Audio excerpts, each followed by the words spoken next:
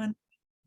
So again, welcome Vaishnavis to our January Urban Devi. We're so excited to see all of you, and I am so excited to introduce our speaker. Again, for those of you who don't know me, my name is Andrea, and I always have the honor and the pleasure to co-host Urban Devi with our dear Rukmini Prabhu. And today we're going to be hearing about the Yoga of Peace with Radha Bhakti Devi Dasi. And Radha Bhakti was born and raised in the Krishna Conscious movement in Toronto, Canada, and moved to New York 5 years ago after getting married to her born and raised New Yorker husband. And I love this, read New York City addict. I have a born and raised New Yorker husband as well, so I understand. She has a background in marketing and has been working in organizational effectiveness consulting for the last 15 years. The consulting lifestyle allowed her to travel in between contracts to Vrindavana, where she spent time consulting for and teaching, and the Sandipani Muni School, and also to Mumbai, where she served at the Bhaktivedanta Hospital. Her current services include mentorship, devotee care, writing for ISKCON publications, festival organization, and university outreach. She also serves on the board of the Vedic Roots Montessori Academy, which is Canada's first Krishna Conscious school. Haribo, that's amazing. And she's a lover of handwritten notes and most kosher unhealthy foods. I love that. That's so personal. So welcome, Radha Bhakti. We're so happy to have you here. Thank you so much for having me. I'm feeling so grateful and humbled to be in your association. Truly, it's such an honor. And to see my mother-in-law here, Sippy, it makes me very, very nervous. What a surprise. I'm happy to see you.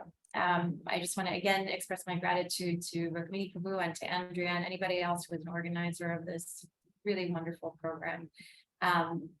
You all have your things together because you are so organized. I was asked by Andrea to provide a topic for this talk. I don't know how long ago, but it was well before I was even thinking about what I'm going to talk about. And I just said, I don't know. And kind of in a rush, I was like, okay, the yoga of peace, because I was thinking, what do I need to sort of go deeper in right now? Because it feels like everything is all over the place.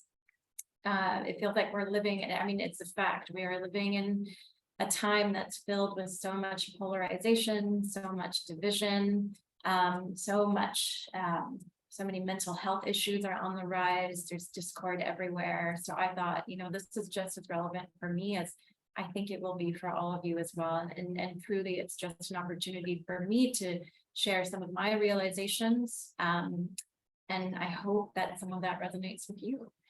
Now, before we get into it, I'll just share my screen. Can somebody give me a little thumbs up if you can see that? Okay, thank you. Wonderful. Before we get into it, if it's all right with the organizers, I would love to just do a super fast roundtable around the Zoom room. Let us know your name. Where are you from? Just in a sentence, what is your familiarity with Bhakti? And one word to describe your 2022. And just because Ima or Sippy, you're first on my screen, would you like to start and you can just tag the next person? Sure. So my name is Sippy. I'm originally from Israel, but I'm currently on Long Island, New York. My familiarity with Bhakti is through this husband of yours. When he joined the movement, we were curious and we got deeper and deeper into it, and we saw the light. And one word to describe 2022, it was better than the previous years. There was some emergence from the pandemic, which was a lot more constricting, but it was still quite a challenge. Thank you so much. Would you like to tag the next person? I don't have on my screen the view of the people. It might be easier if you call the next Susan is next on my screen. And you're on mute. I'm Susan, and I'm from Maine, and I'm Rukmini's younger sister and Gauravani's auntie. And let's see, familiarity with Bhakti. we go way, way back since my sister first met Prabhupada many, many years ago. And I would say 2022 was full of anxiety for me and continues to be. Yes. Oh, thank you for sharing that. Welcome. Christine, over to you.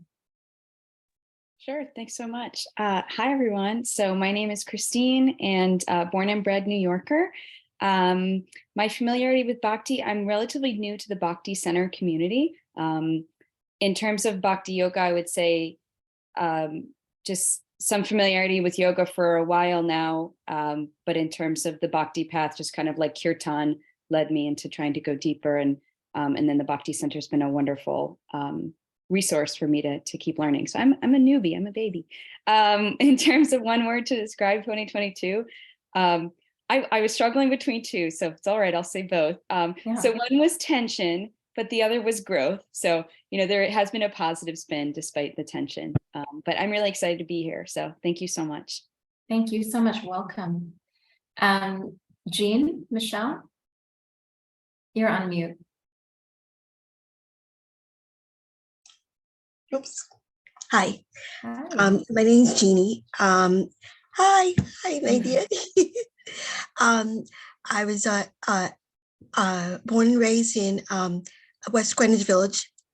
So I'm also native New Yorker. I've been with the Bhakti Center for a few years. Due to pandemic, I wasn't able to go there. And I will say that 2022 was challenging. And I knew today, once I was sent this Zoom link, I told myself, oh no, you have to go. So I thank everyone, and it's so wonderful to see everyone too. Thank you. Thank you for being here, Jeannie. It's lovely to see you. I see Stephanie. Haribol, good morning. Good morning. I am Stephanie. I'm born and raised Salt Lake City, Utah. So it is currently snowing outside. My familiarity with Bhakti, I joined a very small group here in Salt Lake about 6.5 years ago. And that got me to a certain point to where through Rukmini's love and grace, I have just barely joined into the Salt Lake City ISKCON temple and am fully relishing what they have to offer me. One word to describe 2022 is lessons. Thank you very much for sharing that. And I only hear wonderful things about that temple. I got to get there. Is it Poppy? Hare Krishna, it's Hare Poppy. Krishna. Poppy, my apologies. It's okay. My name is Poppy Chanda. I was born in Bangladesh, and now I'm from New York in the Bronx. My familiarity with the Bhakti has been, I was brought up, I grew up, I'm born Hindu, but I feel like there has been disconnect. It's been just seeing my mom, just doing the regular home pujas and just me showing up at the time to eat prasad. And that was my only form of connection to Hinduism. But I think as I'm growing up and facing with life's challenges, through the ups and downs, I just found going to God. And it kind of gives me a sense of myself and the bigger purpose of my life. So, I started going to that ISKCON temple in Brooklyn, and I just found it to be so peaceful there. And I came across Bhakti Center probably a few years back, and I'm sorry, my story is a little long. I'm not taking so much time. I feel like I have been joining things, sending online interest, and then I have been finding myself finding excuses or just Today's the first one that I actually officially joined, and I wouldn't have joined if I didn't get the link today. So I'm very thankful. I guess it was meant to happen today because I was actually looking for something meaningful to do today. And this is probably the most meaningful thing that I could do today at this point of my life. One word to describe 2022 would be awakening, self-awakening. Thank you. Thank you so much, Poppy. I really appreciate everything you said, and welcome. Is it Zachary? Hi, my name is Sasha Lee. Sasha Lee, pardon me. It's okay. Grateful to be here. Thank you all. I'm originally from Puerto Rico, but I'm currently living in Kentucky. And I'm also new to Bhakti. I've been, I'd say seriously, like on the Bhakti path about 1.5 years now. So I'm still learning a lot. And 22 was very revelational, I would say. Thank you so much. I think we're all still learning a lot. Welcome. Hemangi Gopi, welcome. Oh, Haribol, thank you so much. So I'm Hemangi Gopi from Bosnia, born in Bosnia, living and studying in Slovenia, that's East-West Europe. I'm practicing Bhakti Yoga last 15 years. And yes, I'm very enthusiastic about this topic because this is the topics that I'm researching also on epistemology and phenomenology of peace in religious and secular perspectives. And to describe 2022 is like a lot of positive changes, challenges, purification, and learned lessons. Wow, thank you so much, Hemangi. I'm so glad you're here. I think, is it Sarah?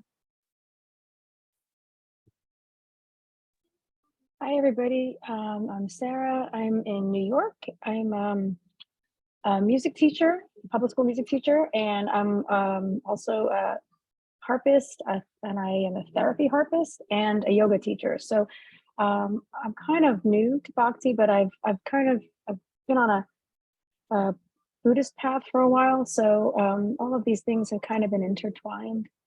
And the word for 2022, I think I would choose refinement, because I went through a couple of learning experiences the past 2 years during the pandemic, and I got to the place where I really kind of accepted where I was at. I was going to make some big changes to change things I was doing in my life, and so that's my, what did I just say? Acceptance, refinement? I don't remember. Refinement. I love it. Refinement.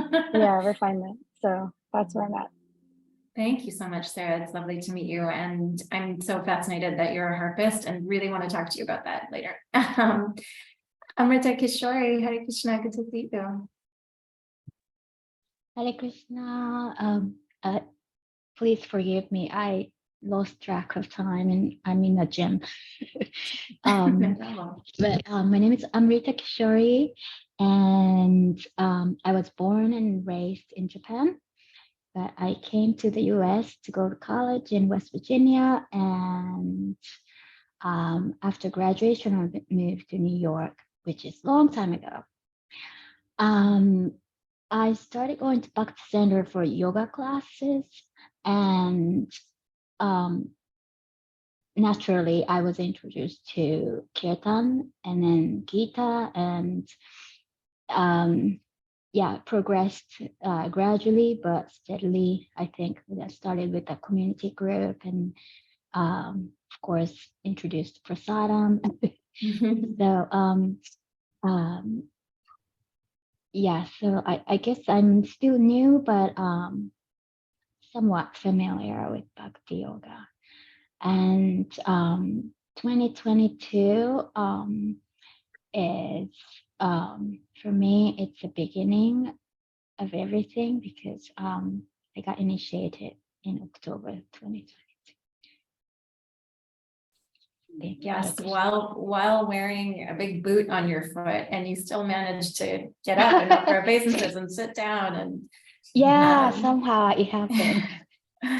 Welcome. Thank you so much for coming, Amrita. It's nice to see you. Thank you. Michelle, Haribol. Hare Krishna, Haribol. All glories to Srila Prabhupada. Please accept my humble obeisances. I was counting, and I think it's been about 5 years now since I got into bhakti. It doesn't seem like it's been that long, but I suppose it has.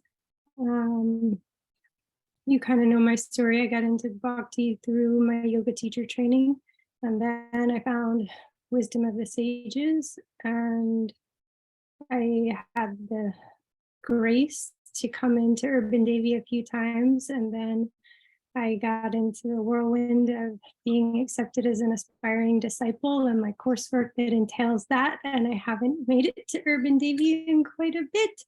But when I saw your name, I knew I had to be here today. So blessings to Rukmini Mataji for still continuing to host this program, and to Radha Bhakti for your association. I would say 2022 is mercy. Krishna just blessed so much mercy, and any experience led to growth in bhakti and wisdom in bhakti. And just so much mercy has been shared this year. So thank you for your association. Thank you so much, Michelle. Michelle, like so many of you, is perfectly capable of delivering this talk as well. I'm so humbled that you came. It's good to see you. Manasi, Hare Krishna. Hare Krishna. This is my first Urban Devi Sangha, so I'm really excited to be here.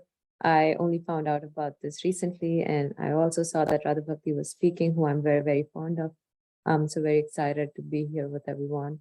I grew up in India. I have been living in New Jersey for a couple of years now. I came to US to do my master's and just settled here. My familiarity with Bhakti, I think I was very lucky to be born into a family where they got into Bhakti when I was in college. So I've had kind of on and off knowledge from them. I would say that I wasn't actively practicing until maybe 2-3 years ago. So even though I grew up with my parents who were always in that Bhakti yoga setting, I wasn't actively practicing. So I personally feel extremely new. And one word to describe 2022, I would say sheltered. It was a difficult year, but I felt sheltered. So nice. Thank you, Manasi, for sharing that. I think we're nearing the end. Ashley, did you get to go? So Ashley can't share. She wrote in the chat. She's with her daughters, so No she wrote problem. it in the chat. And I'm happy to read it for her if she would like. She said, my name is Ashley, and I was born in Minnesota, grew up in Maryland, and recently moved back to Minnesota. I started studying Bhakti about three years ago, and I've been fortunate enough to find shelter in the loving arms of Rukmini and the Sangha. My word for 2022 was breakthrough. So nice to be here. I'm excited for today's talk. So I think everybody's excited to hear about you talk, Radha Bhakti Prabhu. Okay, I'm taking the hint. So let's go. Let's try to make this. We'll try to wrap up quickly the intros. Karuna Shakti. And thank you, Ashley. Hare Krishna, my name is Krsna Shakti. I'm born and raised in South Africa. I was introduced to Krishna consciousness through some family, and Bhakti's kind of been a part of my life for as long as I can remember. And 2022, I would describe it as the self-reflection. It's a hyphenated word, so I'm counting it as one. It counts. It counts. Thank you so much for being here. I really appreciate it. Carrie. Hi, everyone. I'm Carrie. I was born and raised in Southern California. I live in Washington, D.C., have lived here for many years now. I've been studying Bhakti for about 2.5 years, pretty seriously. And my word for 2022 is survival. Thank you for sharing that. Deborah Lee. Hi there. I am inverse of Carrie. I am from Washington, D.C., but I live in Los Angeles. And I discovered Bhakti in the summer, just from a devotee who helped me when I was sick. And I'm just going down this really beautiful path. And I was in New York this past winter and was able to go to the Bhakti Center. And there's just such a wonderful community. One word to describe, somebody said it, but I'm jumping on that bandwagon is lessons. Thank you very much. Thank you. Thank you. Rukmini Canary.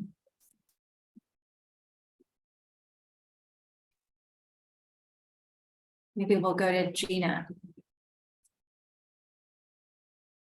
Rukmini, actually, Canary wrote in the chat. She said, Hare Krishna, Rukmini Dwarka Disa Devi Dasi, originally from Israel. I live in Alachua. I live in Alachua too. Oh my goodness. Joined ISKCON in London, 1977. Welcome. Welcome. Thank you so much for being here. Gina, are you there? Yes, good morning. Good morning. Good morning. I'm from Mexico. My name is Gina.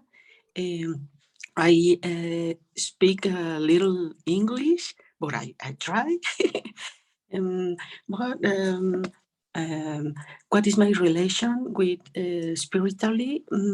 I take shelter with a spiritual master since 2 years, and the last years I prepared and for know more about shastras, about how to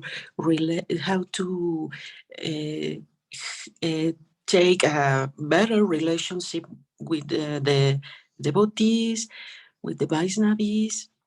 I think that this Sadhu Sangha is very important, and I am in this group because I interested to increase my English to the how is and the 2022 is only grateful, full of grateful for all the lessons, knowledge, many things. Thank you.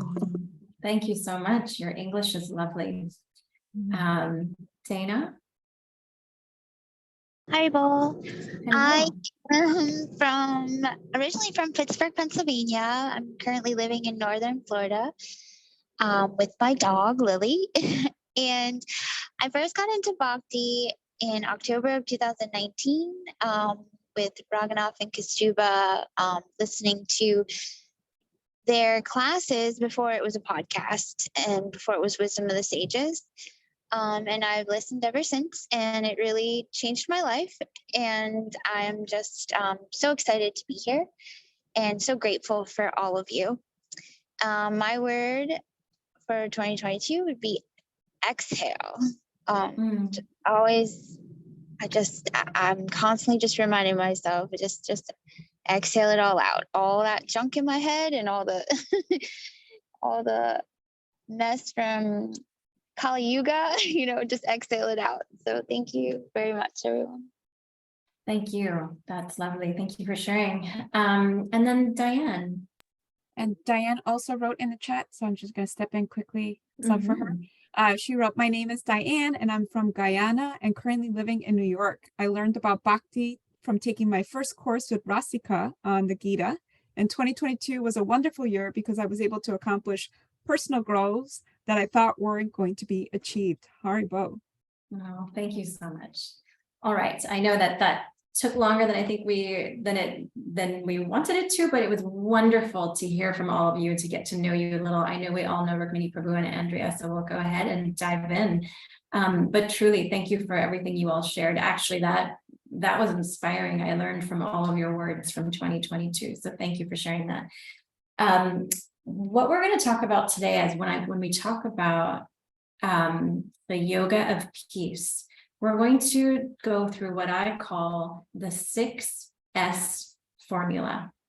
And what I would love is if you don't mind, if you could have a pen and paper handy, because there will be a couple of exercises where we'll just write down a bit of a reflection. Okay, so we're going to talk through the 6 S's that, in my experience, is the formula for peace. So the first one is sadhana. So it sounds like everybody who's on this call has some sort of spiritual practice, some sort of sadhana practice.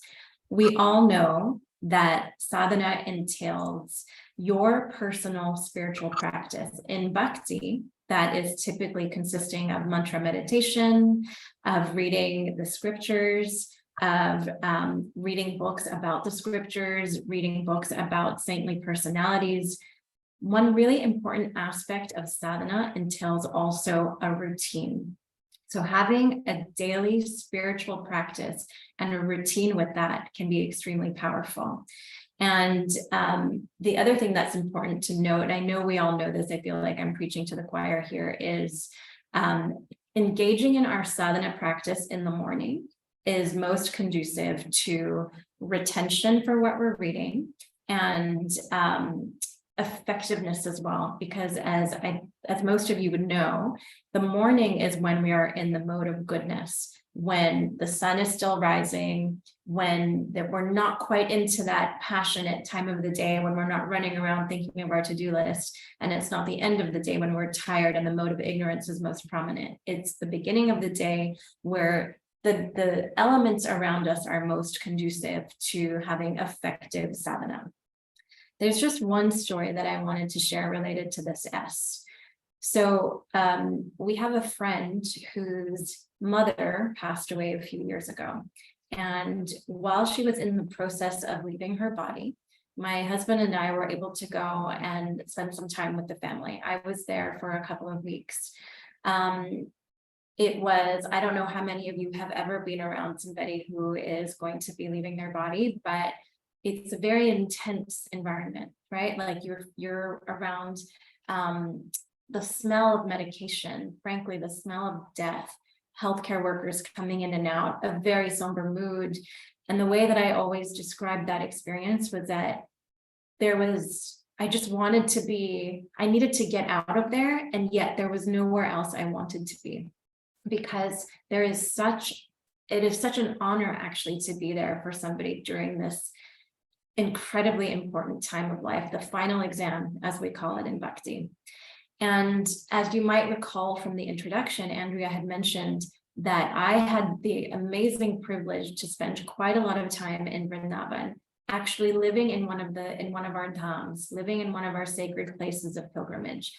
And when you're living in the sacred place of pilgrimage and you have the fortune of being there physically and trying to be there emotionally and mentally as well, you see miracles happening all the time. You see Radharani's grace, you see Krishna's grace. It's just as present as can be. And in these couple of weeks leading up to this Vaishnavi's passing, I cannot explain it, but it's somehow, even though we were in the midst of heartbreak and pain, it also felt like we were in a dham. It also felt like we were in a sacred place of pilgrimage, because the presence of Krishna was so prominent. The presence of mercy was so prominent. And I knew that there was nowhere else I was supposed to be. This was a service I was supposed to do. And this devotee who left her body, relatively, for lack of a better word, ordinary. She wasn't on social media attracting people by the millions to bhakti. She wasn't sitting on the Vyasasana giving lectures. She wasn't, a pujari on the altar. She wasn't even particularly well known. She was quite simple, quite sweet, quite shy. You'd often find her in the kitchen, cooking for the deities and for the devotees. She was kind of like, happy to be in the background. We affectionately would sometimes tease her because she would be chanting and we'd catch her like scrolling on her iPhone. Like just such a lovely, wonderful, sweet, ordinary, for lack of a better word, devotee. And the circumstances surrounding her passing were so ideal. We had arranged, and somehow Krishna made it easy. There were garlands coming from deities all around the world. There were kirtans arranged for her from all around the world. There were sannyasis who were calling her and preparing her for this final moment. In the moment that she left, we were surrounding her, singing the holy names, her daughter had brought their shillas or their deities. If I say a word you don't understand, please feel free to unmute and ask if you have a question. So shilla is like a deity, and the deity was like placed near her head. She had the Ganga Jal in her mouth, all of the ideal circumstances for us to leave our bodies in the tradition of bhakti were present. And it was such an incredible moment. And the one thing that I remember the most in reflecting on that was I was processing this experience with a senior Prabhupada disciple and just explaining to her, like, there was so much there to process, like, what was that experience like? And I said, like, you know, one of the things that I can see from this experience is that I've never seen our scriptures come to life more than I have now in this experience. We keep reading about how even if you can't remember Krishna, Krishna will come for you at the time of death. And this Vaishnavi was in, she was unconscious due to morphine at the time she left her body. So she wasn't chanting, but somehow Krishna arranged that we could be chanting for her, that the deities would be present, et cetera, et cetera. And when I was processing this with this senior Prabhupada disciple, she said, that's what a lifetime of sadhana does for you. And I never forgot that, because for me personally, my sadhana is not perfect. I try my best, but it's not perfect. There's a lot of chanting on the subway that happens. There's a lot of making up some rounds the next day. There's a lot of, like, after work, trying not to fall asleep, chanting the japa. But I have so much faith because I saw it come to life. I have so much faith that if I try, and if I just commit to my sadhana, Krishna will come for me at the time of death. Krishna is going to take care of me. So the first S in obtaining peace is sadhana, not just so that Krishna will come for us at the end of our lives, but because this steady routine, this steady maintenance of that routine, this steady practice of japa, of stillness, of meditation, of associating with Krishna through his holy names, even if we don't feel like we're associating with him, even if sometimes we scroll our iPhone or iPad while we're chanting, Krishna is coming. Krishna is associating with us, and it's having an impact on the way we see the world, the lens with which we process all of this discord that we talked about. Our sadhana is more powerful than we can begin to understand. So the first S is sadhana. So if you don't mind, if you could take a moment, write down, we're not going to discuss at this moment, but write down one sadhana goal, big or small, that you will commit to beginning today or tomorrow. Now, some of us on this call are initiated. We've made a vow to chant 16 rounds a day. That doesn't mean that we cannot have a sadhana goal. It could be chant more rounds in the morning. It could be wake up earlier. It could be, do 8 rounds before work, whatever that is. We can all have a goal. So please take one moment to reflect and write down a goal.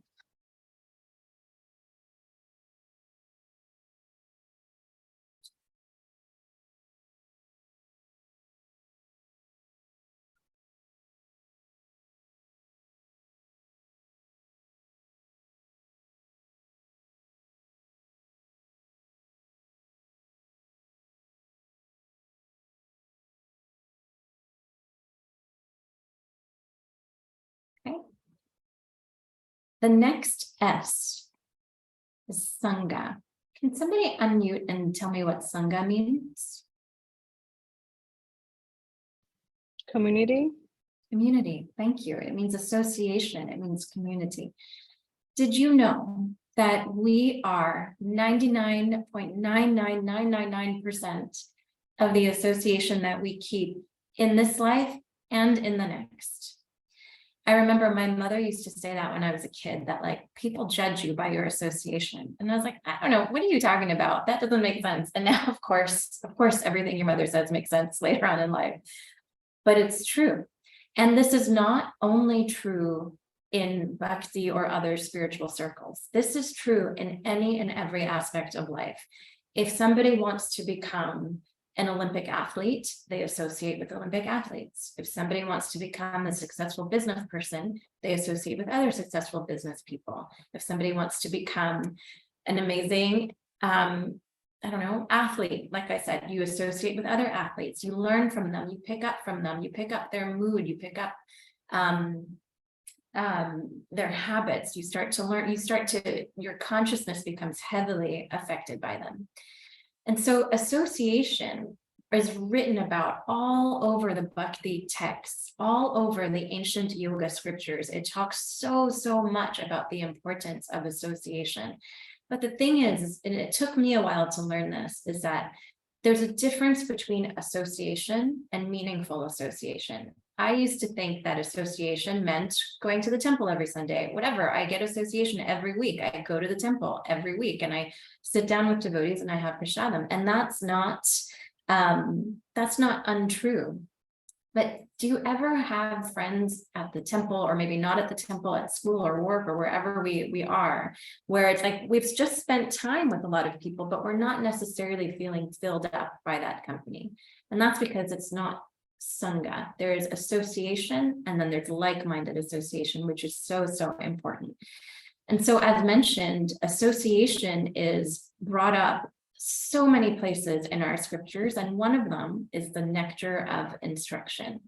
So this is a very famous verse, and it talks about the 6 loving exchanges amongst devotees. I'll just read the English.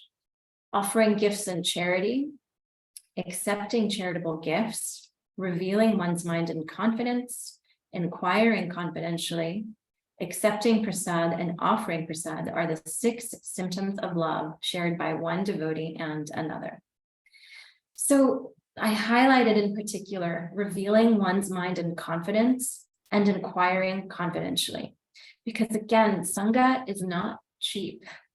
It's about revealing our minds. It's about having a safe space and providing a safe space to reveal our minds. And it is so, we are in this material world and we all have so many different coverings, and it is so hard to make sense of them. And it's really hard to do that alone. And so once again, the association we keep can help us sort out all of the things that are in our minds. Our mind is the reason that we're not peaceful. And so having the right association can really help us. So to demonstrate this point, I recently had the privilege over the last 3 years, I've worked with some of our ISKCON youth to give a particular talk that I call Covering. And in this talk, we specifically ask our youthful devotees, so when I say youthful, between 18 and 24, 25 or so, we ask them to anonymously talk about what they are covering about themselves and what they are not feeling comfortable to discuss with other people. And so anonymously, these were some of the responses. We said, what are you covering at the temple or amongst devotees? This is raw data. Anonymously, some of our youthful people in our movement in ISKCON said, I'm watching movies and engaging in karmi life. I have trouble following the 4 regulative principles. I would like to be intimate with my significant other. I barely chant. I don't always agree with what Prabhupada said, etc., etc. This is not unique to the youth of our movement. We've done this exercise with more senior devotees. We've also done this exercise at work, in the workplace, amongst the senior executives. Everybody is covering. Everybody has something that they feel like, I feel safer saying this anonymously. I'm scared to say this out loud. Now imagine somebody says, I am a member of the LGBTQ community and I'm covering that up. Is that person peaceful? No.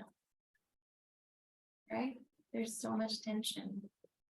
Imagine somebody is coming to the temple, and this happens everywhere. I know it happens at the Bhakti Center, it happens everywhere, where well-intentioned devotees say, you know, you've been coming around for a couple of years now, when are you going to get initiated?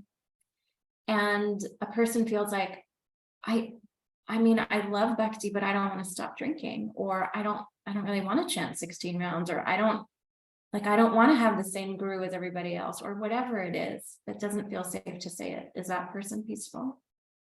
No. Here's another question. How does that show up for you? It's the follow-up question to that question was, how does that show up for you at the temple or with devotee friends? I probably lie. I pretend to be super Krishna conscious. I am terrified of letting people down. I am more open with my non-devotee friends than my devotee friends out of fear of judgment. I just don't talk about my personal life. I just smile and I nod. I fake my spiritual status because people look up to me and I'm initiated. Do these people sound peaceful? No. Can we all probably relate to something on one of these two sides? Absolutely, I certainly can. So this next S is Sangha, because Sangha means it's not coming to the temple and not talking about our personal lives. It also doesn't mean we tell everybody everything, right? It means finding that like-minded association.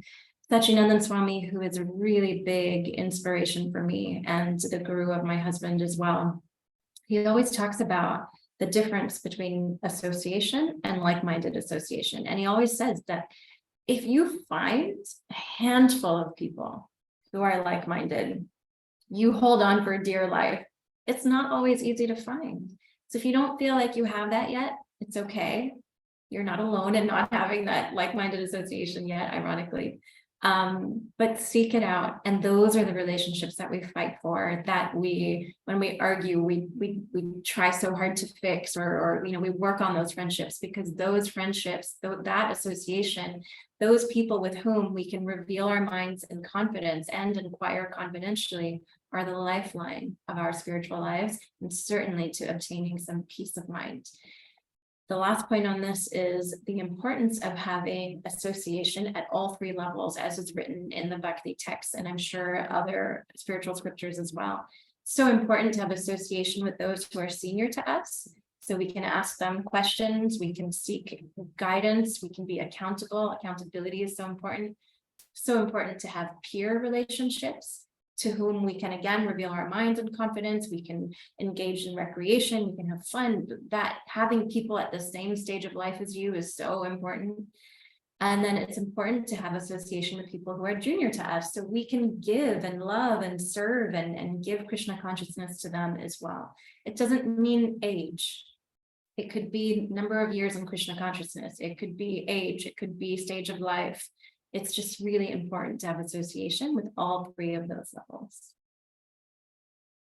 Okay, so the next thing we're going to do is write down one thing, big or small, that you will do to be better Sangha for others.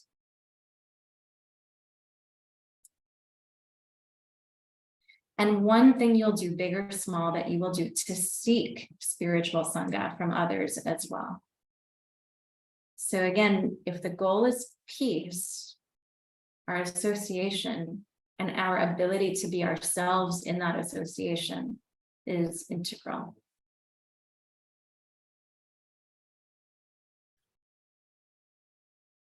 So take a moment to write that down, and then we have a couple more exercises, but we'll take an opportunity here to go into breakout rooms, Andrea, if that's okay. And then if you don't mind, whatever you're comfortable sharing, you can just share whatever answers or reflections that you have so far, and then we'll come back as a group. So thank you so much, Radha Bhakti. So before I forget, I will be pausing the recorders. Thank you. All right, thank you all. Can I get a thumbs up that you can hear me okay? Okay, awesome. All right, so let's continue. Thank you for, I hope that was nice to meet other people and to understand what some of the goals are that people have around sadhana and Sangha. I find that when we share our goals, it inspires me. It can, and it also, when you put it out in the universe, there's something to be said about then the universe conspiring to help you meet that goal. So I hope you had a good experience in the breakouts. So let's keep going. We've covered 2 of the 6 S's. The next one is seva. Can somebody quickly unmute and say what seva means? Selfless service. Thank you so much. Yes, thank you very, very much. So even in secular society, it is accepted that we have a need for contribution. Human beings have a need to contribute, to give, to serve. And of course, that is consistent with our scriptures that say that loving service is the constitutional position of the soul, is to love and to be loved. And so when we can engage our natures in seva, in some kind of a service, it brings a type of peace that that you can't find from the material world, because it's transcendental, because we are engaging our nature rather, in the service of Krishna in some sort of seva. So seva can have so many different forms. It can have, like you see, His Holiness Radha Maharaj here, he's distributing food or prasadam rather, at a school. In India, it can look like some charitable work. It can look like book distribution. And on that note, a little baby S underneath the seva umbrella. One of the most effective, satisfying, and powerful sevas or services is Sankirtan, or sharing Krishna consciousness with others. Now, for some of us, myself included, it might be a little bit intimidating to be out on the streets and distribute books. Maybe some of us are not the kind of people who want to, reach the millions, and that's not our nature. So how can we engage in service according to our nature is one of the questions we can be asking ourselves. And just two quick stories about Sankirtan. Number one, Srila Prabhupada said that it was the Sankirtan movement that actually prevented World War III from taking place several years ago. So the chanting of the holy names is also Sankirtan, just doing your japa and doing kirtan at the temple, or if you go out on a harinam. Not only are we benefiting ourselves, but it is, of course, the most humanitarian activity, because we are pleasing our own selves, but also everybody around us is benefiting from these holy names as well. My spiritual master tells the story from back in the day, I think sometime in the 70s in New Vrindavana. And the Hare Krishnas were pretty known in New Vrindavana because, of course, we had big property back then. And my Guru Maharaj and one other person were invited to speak on a radio program. And the New Vrindavana had been experiencing at that time a severe drought. And there were no vegetables growing, there was no crop. People were, suffering heat stroke, there was drought, there was high temperatures, and it was really just a dire situation. And this radio host had invited the Hare Krishnas to come to just answer some questions like, who are you guys that are sort of taking over our state? Like, what's the Hare Krishnas about? And this radio host was known to be somewhat challenging and to try to push buttons. And so he started asking questions that were a little bit provoking and challenging, like, what do you guys do all day? What's the point of what you do? How are you helping people? And so Guru Maharaj and the other devotee were answering, like, actually, this is, a humanitarian activity to be chanting and to be, chanting these holy names of the Lord, and, doing the whole 1970s spiel about what is chanting. And this radio host said, well, can the Hare Krishnas make it rain? And back in the day, when it was the 1970s and the people who are senior devotees were younger and had a sense of adventure, put on the spot, Guru Maharaj was like, yeah, the devotees can make it rain. So the radio host says, all right, let it be known, the Hare Krishnas are going to make it rain. And Guru Maharaj said, well, in order for it to rain, we all have to say this mantra together. And he had the radio host, and he asked everybody who was listening, let's say this mantra together. Maybe it was 3 times, 4 times, something like that.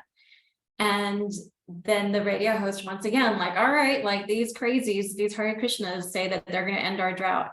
Lo and behold, after the radio interview, the clouds started to come in, and there was a torrential downpour that was not in the forecast.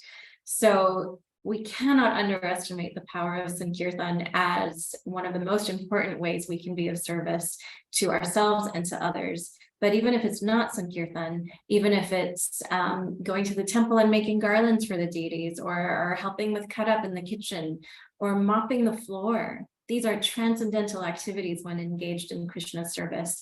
And mopping the floor or any other sort of what might externally appear to be a mundane service, like scrubbing the pots or mopping the floor, as we know from Chaitanya Mahaprabhu's pastimes, it's actually the process of Chetodarpana Marjanam, or cleaning the heart. So that when you scrub a temple floor, you're not just making the floor clean, you're making your heart clean as well. So seva is an exceptionally powerful way to become more peaceful. I can say, I many years ago was going through a breakup, and at the around the same time at the Toronto temple, we have this beautiful gold leaf altar, and we were redoing the gold leaf. And before you put on the gold leaf, you actually have to paint whatever carvings are on the altar a dark color, so that the gold leaf would have more of a contrast on top of that. So I spent every weekend for months with like a little paintbrush, just intricately painting all of the carvings brown. And I remember feeling like through no other activity, my heart was relieved of so much suffering just by rendering this little service. This seemingly mundane service had such a deep effect on my heart. So seva is another way for us to be peaceful, and such an important part of our bhakti practice as well. So if you could take another moment to write down one seva that you will add to your schedule. It could be, again, making garlands at the temple. It could be just offering before you eat at home. It could be doing something for your neighbor, whatever that is. Let's write down one seva that we can add to our schedule as well.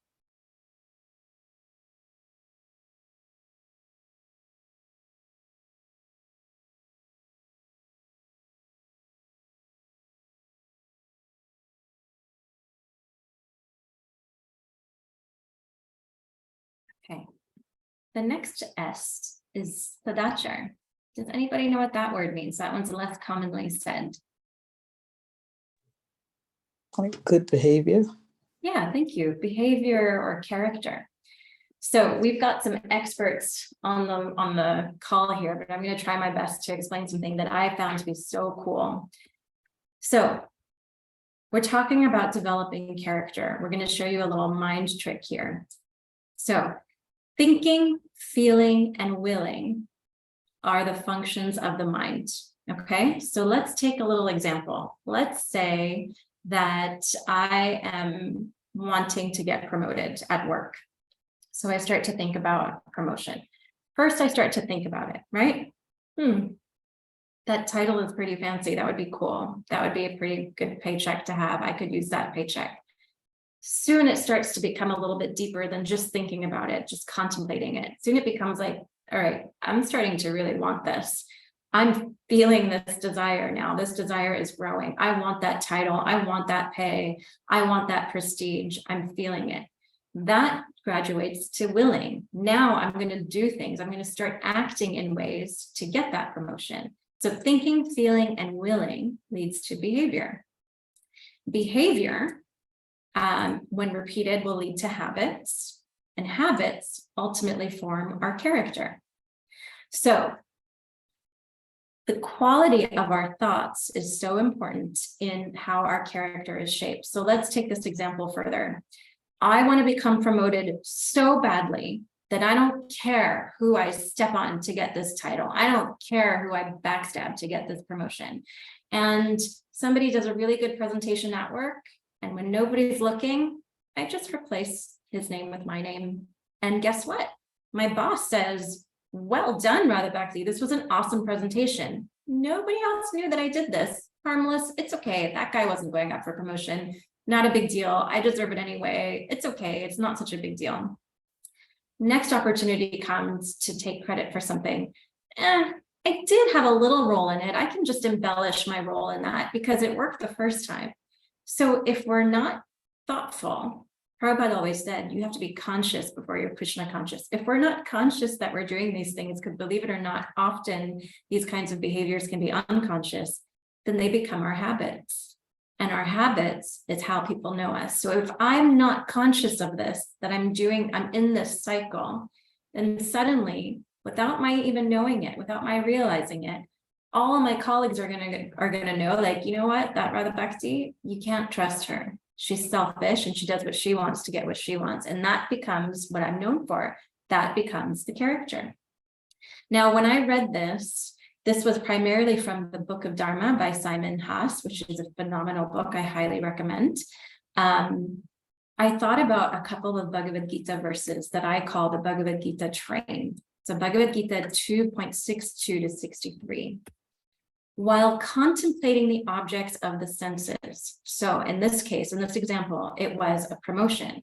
Contemplating, it just begins at the level of contemplation. A person develops attachment for them. And from such attachment, lust develops, and from lust, anger arises. I want this promotion so badly. Why is Hemangi Gopi getting promoted and I'm not? I deserve it more than she does. I worked harder than she does. I start to lust for it. I start to feel angry about it. From anger, complete delusion arises, and from delusion, bewilderment of memory. When memory is bewildered, intelligence is lost, and when the intelligence is lost, one falls down again into the material pool. Now, look at this whole cycle. It's so different when you read it on a page. It's like, this is super logical, it makes sense. But we are all on this train in so many different ways. We are all contemplating some kind of object of our senses that is making us get on this train to becoming attached, to developing lust and anger. Krishna says it in the Bhagavad Gita very clearly, that lust turns into anger. Now, lust doesn't necessarily mean in a sexual sense, which is how people mostly use that word. It's excessive attachment for something that is material. And we all have that, whether that is, I don't know, a big house. Again, the fancy title, maybe it's a romantic partner, maybe it's a specific romantic partner. We all do this and we're not even conscious of it. And it all begins at the contemplation of the objects of the senses. So what does that mean? It means we have to be so aware of our thoughts. Now in Bhakti, we always talk about the fact that we are the spirit soul and we're not our bodies. And most of the time we all understand what that means. Like, yes, I know I'm not Canadian. I know I'm not female. I know I'm not Indian.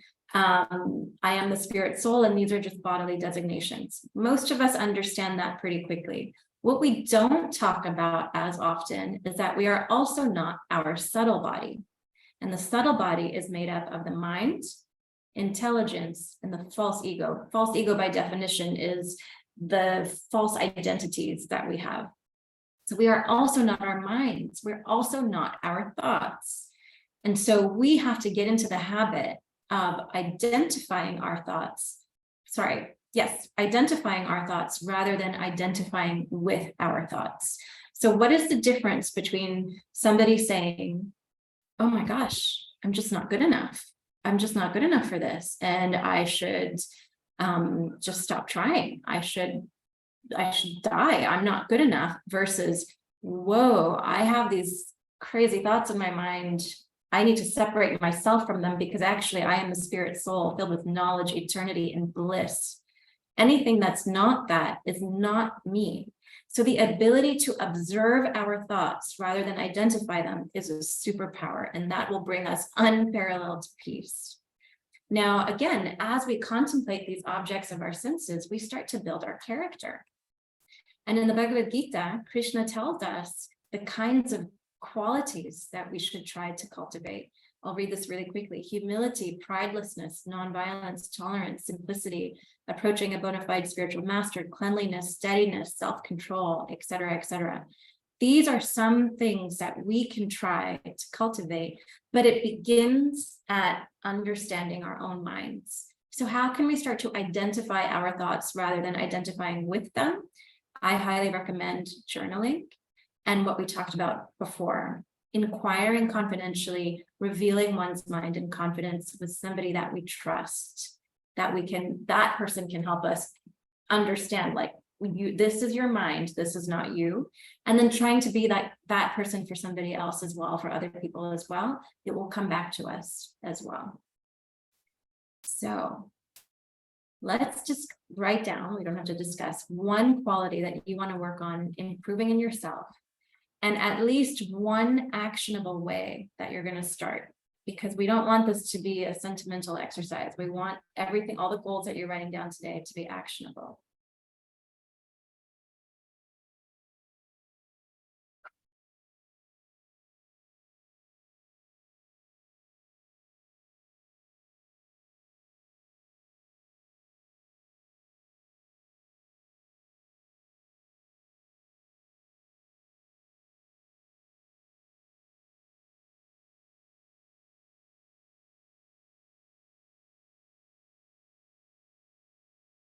Okay, now the last S, before we get there, the last S is shantim. But before we get into what that means, let's just do a quick recap. What was the first S? Sadhana. Sadhana, thank you. So again, remember, this is the 6S formula to attain peace. So the first is to have steady sadhana. What was the second one? Sangha. Sangha. So to have like-minded, deep association. So sadhana, sangha. What was the third one? Seva. Seva. So we're going to have deep spiritual practice daily. And it's okay if that looks like 5 minutes. For some of us, it's 2 hours, but it's okay if it's 5 minutes for you or 2 minutes for you, but something solid and steady every day. Sangha, so like-minded association, let's go seek that out and engage in those 6 loving exchanges. We can see how this can be peaceful, how this can create additional peace for us. Seva, some sort of service to others, how that can give us a sense of fulfillment and satisfaction will also, of course, bring peace. And the fourth one that we just talked about? Sadhana. So that's your thank you. Yeah. So working on our own qualities, our own behavior, our own character. If you listen to pop psychology is going to tell you, if it doesn't feel good, you let it go. Look, there's some truth to that. But where is accountability in that? What if I wronged somebody and it doesn't feel good to own up to my mistake? Pop psychology is going to be like, girl, just leave it. Just go deal with something more important in your life. Bhakti and Sadachar tells us, like, no, accountability, nobility, loyalty, these are all characteristics that will bring us peace. Ultimately, if we're not trying to establish ourselves and our higher natures, we will not be peaceful. All right, last S, shantim. So this is actually, so maybe some of you were thinking of this from the beginning, but actually Krishna has a formula for peace in the Bhagavad Gita. It's actually called the peace formula.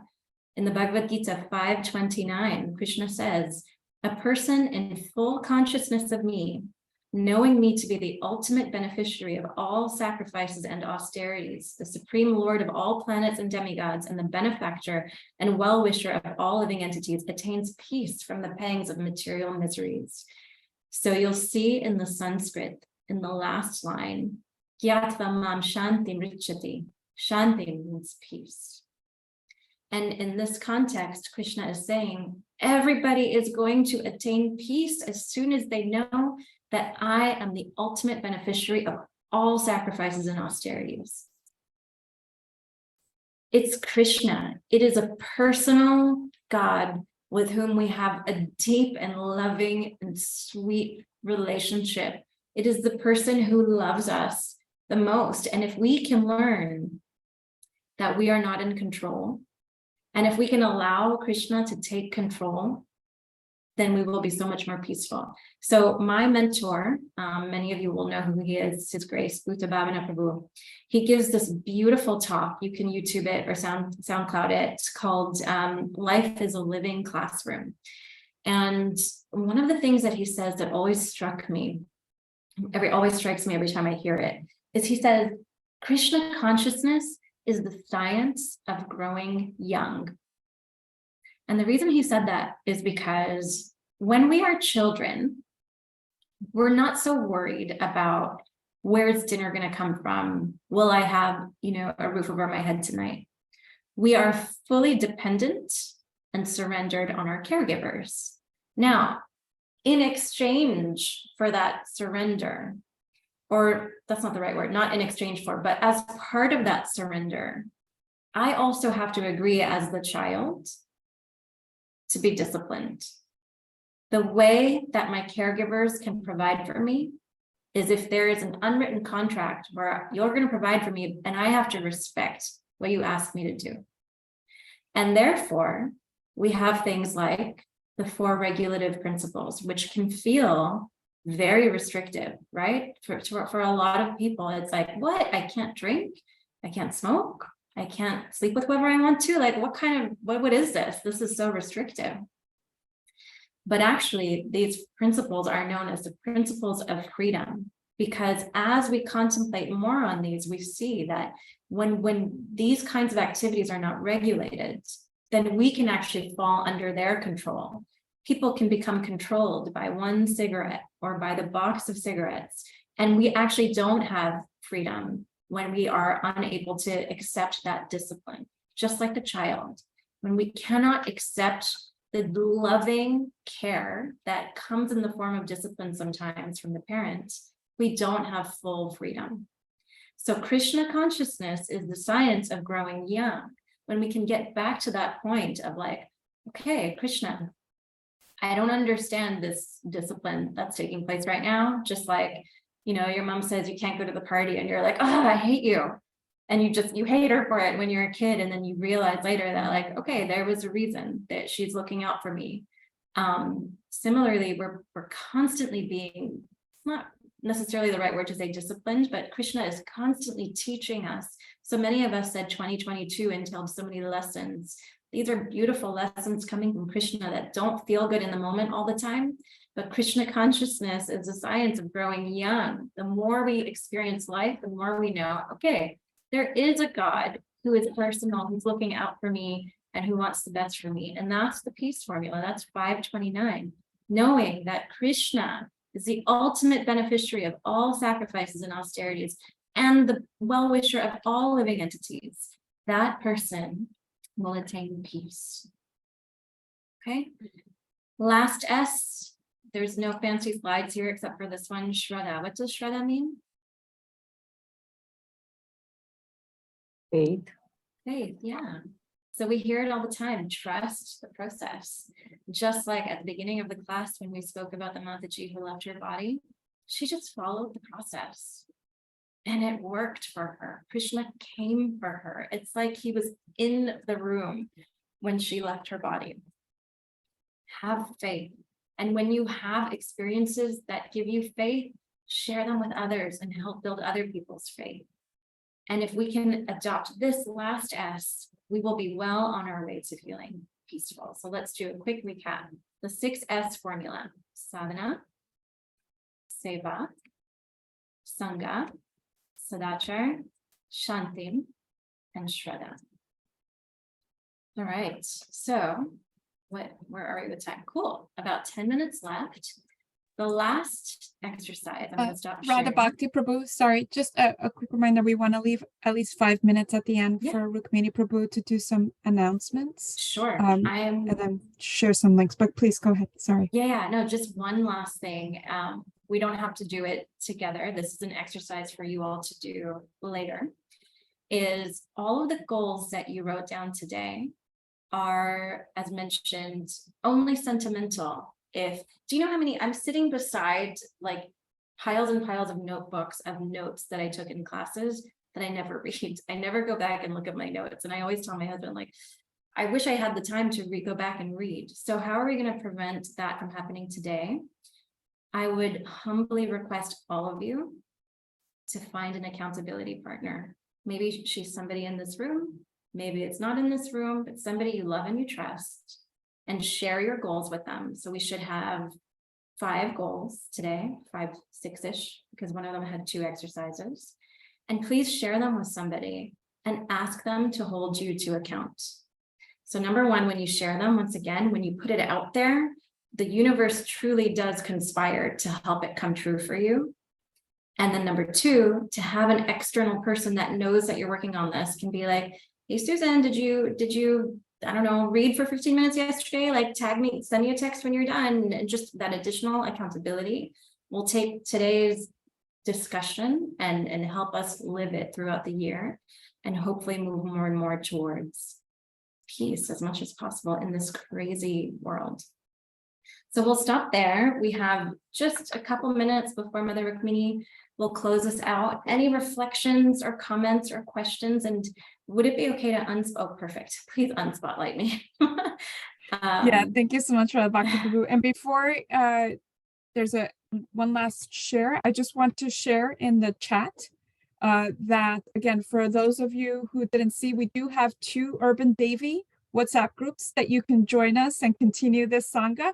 We have a discussion one where anybody can post topics and questions and thoughts related to Urban Devi, and we have an announcements only. So if you get overwhelmed easily by lots of messages, the announcement only is your WhatsApp group, because it will only be announcements. And also, if you want to partner with Rukmini Prabhu, we have a Patreon where if you're a part of the Patreon and you give a donation every month, there's a wonderful Krishna book reading group that we meet every Wednesday. I'm a part of it. I see familiar faces who are part of it as well. And it's such an amazing Sangha. So I definitely recommend it. Also, we have urbandevi.com and we have Facebook as well. So we hope that you can all join us there. And I see that Hamangi Gopi Devi Dasi Prabhu has her hand up. Thank you so much. I'm also very, I want to express my gratitude to Radha Bhakti. This is really wonderful. I'm also very curious. I would like to ask you about your practice of this 6 aspect of peace formula. What was a result? What was the challenges? How did you overcome? And what was the final result after you eventually overcome some challenges? Yeah, thank you so much. Do we have another couple of hours? These are still things that I am working on alongside all of you. Just to, off the top of my head, try to give some quick examples. Sadhana, I'm always working on trying to chant earlier in the day. I have a pretty demanding job and it's really hard for me to chant at night. So I'm still struggling with that. But whenever I can chant in the morning, I feel... Somebody told me when you chant 16 rounds before work in the morning, Krishna clears a path for you such that time in your day is just different, because Krishna is time personified. So I find if after work I still have rounds, it's hard to find the time. But if I finish my rounds before work, suddenly I have extra time. And it's because time and Krishna are the same and it's mystical. So this is something I'm working on. Yeah, I'll just share that for now. I think Sangha, I'm so blessed. I have wonderful Sangha. I wish I had more, but I have really lovely associations. So that feels like I'm in a good place now. I haven't always been in a good place with that. I am trying to engage in seva that is more aligned to my nature and not just everything that it's hard for me to say no. So that's my struggle with that one. So that's oh my gosh, all the ways I have to work on fixing my character, like so many ways. And yeah, I think those are some of the challenges, not over them, still working on them, and would love to talk to any and all of you that we can help each other with some of those things. Is that okay, Hamangi? Yes, that's really honest and encouraging. Thank you so much. Very nice. Thank you so much. Thank you. I know we have Gail. I know Rukmini Mataji, you wanted to close us out. So maybe Gail can be the last comment and then back to Rukmini Prabhu. Gail, it's so nice to see you.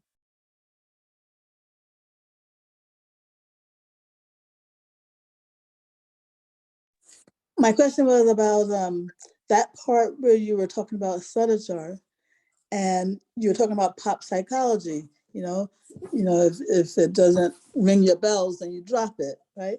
So then you said, well, what about accountability?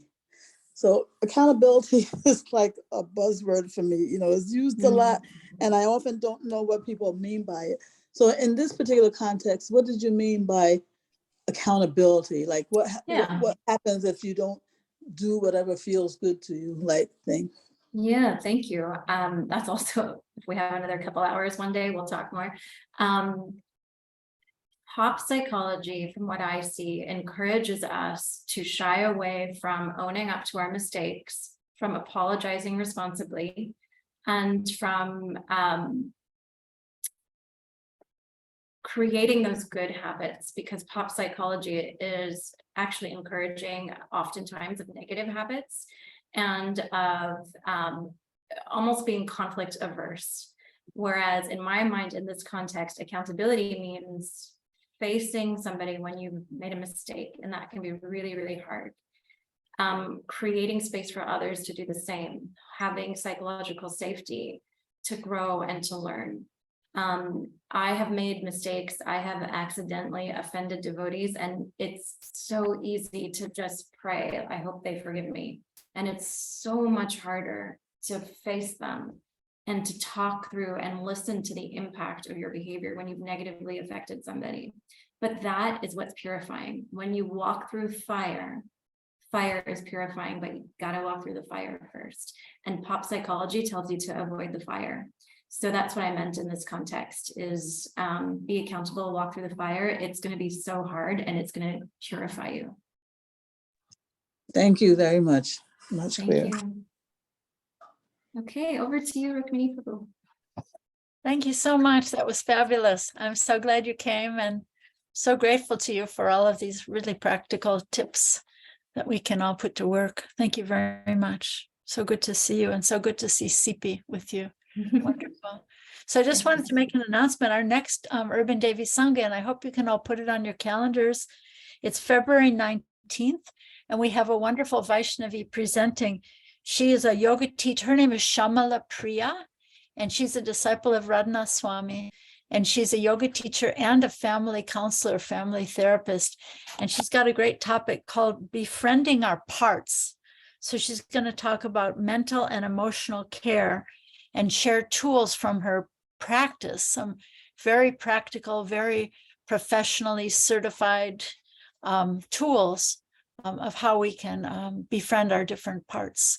So maybe along the lines with what you did today, but she's wonderful and a very, very dear devotee of the heart, I would say. So please mark your calendars, February 19th, same time, 11 a.m. Eastern time. And thank you so much for joining, everybody. Andrea, do you have something? Sorry, I have to mute this up. No, I already shared. Just please, before the chat disappears, please take a look at the links if you want to join us on WhatsApp and continue this Sangha, or if you want to join Rukmini Prabhu and the rest of us on Patreon, please do so. And we really look forward to seeing you at the next Urban Devi, especially for all our ladies who joined us for the first time. Please, even to Sippy, even if your daughter-in-law is not presenting, please come. We welcome you. We'd be so happy to see you. And yeah, thank all you you again. New Yorkers, all you New Yorkers. Yes, please join us. So Radha Bhakti Devi Dasi Prabhu, thank you so much. Thank you so much, Rukmini Prabhu, as always, for providing this sacred space, and all of you for joining us and being part of our Sangha. Haribo. Haribo, everyone. Hare Krishna. Thank you. Haribo.